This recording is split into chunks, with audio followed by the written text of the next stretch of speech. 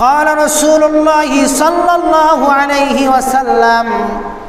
السواك مطهرة للفم ومرضاة للرب أو كما قال النبي صلى الله عليه وسلم রাসূল করিম সাল্লাল্লাহু আলাইহি ওয়াসাল্লাম বলেন, মিসওয়াকের মাধ্যমে মুখ পবিত্র হয়, মুখ পরিষ্কার হয়, আর মিসওয়াকের মাধ্যমে রবের সন্তুষ্টি অর্জন হয়। বলেন সুবহানাল্লাহ।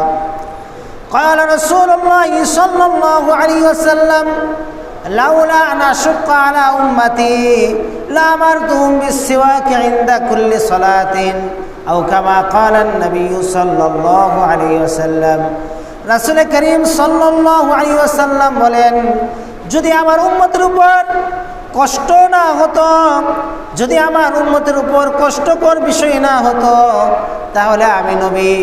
আমার উম্মতদেরকে প্রত্যেক নামাজের সময় মিসওয়াক করার জন্য নির্দেশ করতাম।